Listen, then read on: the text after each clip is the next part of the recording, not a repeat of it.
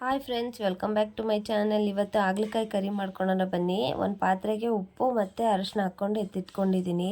ಒಂದು ಅರ್ಧ kg ಹಾಗಲಕಾಯಿ ತೊಗೊಂಡಿದ್ದೀನಿ ನಾನಿಲ್ಲಿ. ಹಾಗಲಕಾಯಿನ ಉದ್ದವಾಗಿ ಹೆಚ್ಕೊಂಡು ಅದ್ರ ಒಳಗಿಂದ ಹೊಟ್ಟೆಲ್ಲ ರಿಮೂವ್ ಮಾಡ್ಕೋಬೇಕು. ರಿಮೂವ್ ಮಾಡ್ಕೊಂಡ್ಮೇಲೆ ಈ ಥರ ಚಿಕ್ಕ ಚಿಕ್ಕ ಪೀಸಸ್ ಆಗಿ ಕಟ್ ಮಾಡ್ಕೊಳ್ಳಿ. ಚಿಕ್ಕ ಚಿಕ್ಕ ಪೀಸಸ್ ಆಗಿ ಕಟ್ ಮಾಡ್ಕೊಂಡ್ರೆ ಟೇಸ್ಟ್ ಚೆನ್ನಾಗಿ ಬರೋದು. ಆಮೇಲೆ ಒಂದು ಪಾತ್ರೆಯಲ್ಲಿ ನೀರು ಹಾಕ್ಕೊಂಡು ಎತ್ತಿಟ್ಕೊಂಡಿದ್ವಲ್ಲ, ಆ ಪಾತ್ರೆಗೆ ಹಾಕ್ಕೊಂಡು ಇದು ಮಾಡ್ಕೋಬೇಕು, ನೆನೆಸ್ಕೊಂಡು ಇಡಬೇಕು ಒಂದು 5 ಮಿನಿಟ್ಸು. ಏನಕ್ಕಂದರೆ ಅದು ವಿಷ ಒಂದು ಸ್ವಲ್ಪ ಕ್ಲಿಯರ್ ಆಗುತ್ತೆ. ಆವಾಗ ಬೆಳೆಸಿದಾಗ ಸ್ವೀಟ್ನೆಸ್ ಬರುತ್ತೆ. ಆಮೇಲೆ ಒಂದು ಎರಡು ಈರುಳ್ಳಿನ ಚಿಕ್ಕದಾಗಿ ಕಟ್ ಮಾಡಿಕೊಂಡು, 2 ಟೊಮೊಟೊ, 2 ಈರುಳ್ಳಿನ ಚಿಕ್ಕ ಚಿಕ್ಕದಾಗಿ ಕಟ್ ಮಾಡ್ಕೊಂಡಿದ್ದೀನಿ. ಹಾಗಲಕಾಯಿನ ಬೆಂಚೋಕೆ ಇಟ್ಕೊಂಡೆ 5 ಮಿನಿಟ್ಸ್ ಆದಮೇಲೆ. ನೋಡಿ, ಇಷ್ಟು ಬೆಂದ ಮೇಲೆ ಅದು ಈಗ ಮುಟ್ಟು ನೋಡಿದ್ರೆ ಸಾಫ್ಟಾಗಿರಬೇಕು ಹಾಗಲಕಾಯಿ. ಅಲ್ಲಿವರೆಗೂ ಬೆಂಚ್ಕೊಂಡ್ಮೇಲೆ ಒಂದು ಬಾಣಲಿ ಇಟ್ಕೊಳ್ಳಿ. ಬಾಣಲಿ ಎಣ್ಣೆ ಹಾಕ್ಕೋಬೇಕು. ಎಣ್ಣೆ ಹಾಕ್ಕೊಂಡ್ಮೇಲೆ ಎಣ್ಣೆ ಚೆನ್ನಾಗಿ ಕಾಯಬೇಕು. ಕಾಯೋವರೆಗೂ ವೆಯ್ಟ್ ಮಾಡಿದ್ಮೇಲೆ ಅದಕ್ಕೆ ಸಾಸಿವೆ, ಜೀರಿಗೆ ಮತ್ತು ಚಿಕ್ಕದು ಸಾಂಬಾರಿಗೆ ಹಾಕ್ತೀವಲ್ವ ಮೆಣಸಿನ್ಕಾಯಿ, ಆ ಮೆಣಸಿನ್ಕಾಯಿ ಹಾಕಿ ಫ್ರೈ ಮಾಡ್ಕೊಳ್ಳಿ. ಫ್ರೈ ಮಾಡ್ಕೊಂಡ್ಮೇಲೆ ಉದ್ದಿನಬೇಳೆ ಕಡಲೆಬೇಳೆ ಹಾಕ್ಕೊಂಡ್ಮೇಲೆ ಅದಕ್ಕೆ ಈರುಳ್ಳಿನ ಹೆಚ್ಚದಾಗಿ ಇಟ್ಕೊಂಡಿದ್ವಲ್ವ, ಆ ಈರುಳ್ಳಿನ ಹಾಕ್ಕೊಂಡು ಫ್ರೈ ಮಾಡ್ಕೋಬೇಕು. ನೋಡಿ, ಈ ಥರ. ನಂದು ಇದು ಬಾಣಲಿದು ಸ್ವಲ್ಪ ತಳ ದಪ್ಪ, ಅದಕ್ಕೆ ಬೇಗ ಬೇಯಲ್ಲ. ನೀವು ನೋಡ್ಕೋತಾ ಇರಿ ಅವಾಗವಾಗ. ಆಮೇಲೆ ಸ್ವಲ್ಪ ಹೆಚ್ಚಿರೋ ಟೊಮೊಟೊಗಳನ್ನ ಹಾಕ್ಕೊಂಡು ಫ್ರೈ ಮಾಡ್ಕೋಬೇಕು.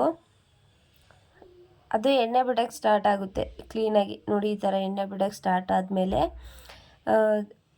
ಅವಾಗೆ ಬೆನ್ಸ್ಕೊಂಡು ಇಟ್ಕೊಂಡಿದ್ದೀವಲ್ವ ಹಾಗಲಕಾಯಿನ, ಈ ಥರ ಎಲ್ಲೋ ಆಗಿರುತ್ತೆ. ಏನಕ್ಕಂದರೆ ಅರಿಶಿನ ಹಾಕಿರ್ತೀವಲ್ವ, ಬೆನ್ಸ್ಕೊಂಡು ಇಟ್ಕೊಂಡಿರೋ ಹಾಗಲಕಾಯಿನ ಹಾಕ್ಕೊಂಡು ಫ್ರೈ ಮಾಡ್ಕೋಬೇಕು.